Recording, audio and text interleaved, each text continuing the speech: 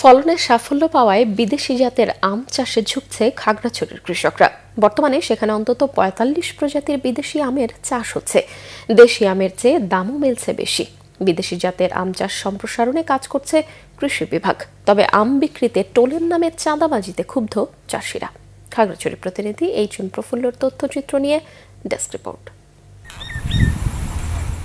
খাগড়াছড়ি সদর উপজেলার কৃষক মৌসিতু চৌধুরীর ৩০ একর বাগানে থোকায় থোকায় ঝুলছে American Palmer, Suryadim, Amrapali, Austin Chakapat, red ivory, red banana, কিউজাই, রেড লেডি, আপেল ম্যাঙ্গো সহ দেশি বিদেশি ৪৫ প্রজাতির আম। সাবেক এই বিজিবি সদস্য গত বছর ৫০ লাখ টাকার আম বিক্রি করেছেন। এবারও লাভবান হবার স্বপ্ন তার। প্রচলিত জাতের চাইতে বিদেশি আমটা ফলন বেশি এসেছে, তো আমি আশা করি এবছর ভালো অ্যামাউন্ট পাবো। আর আমার কিছু কিছু জাত আছে, বিদেশি জাতগুলো আপনার ৩.৫ কিলো পর্যন্ত হয়। বিদেশি আমের দাম বেশি পাওয়ায় মৌসিতুর মতো আরও অনেকে আগ্রহী হচ্ছেন বিদেশি জাতের আম চাষে। তবে কেউ কেউ বলছেন এখনও পাহাড়ের সেরা আম হচ্ছে আম্রপালি, তা চলতি বছর ফলন কম হলেও। পৌরসভা খড় এবং এই যে জেলা পরিষদ খড়, বাজার পান খড়, এই খড়গুলো একটু যদি সরকারিভাবে যদি কমে নিয়ে যায় তাহলে আমরা আরো বেশি লাভবান হব।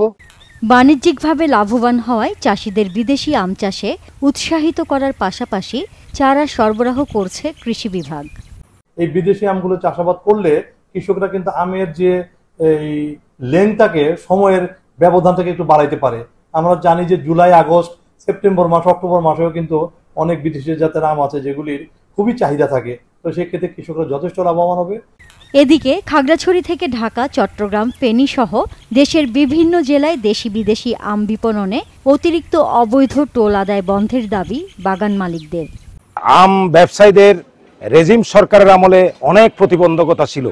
পথে পথে সরকারি প্রতিষ্ঠানগুলোর অতিরিক্ত টোলের নামে চাঁদাবাজি, যা বর্তমান সরকারের আমলে আমি আশা রাখছি বর্তমান সরকারের আমলে এই টোলটা সহনশীল পর্যায়ে নিয়ে আসবে বলে আমি আশাবাদী।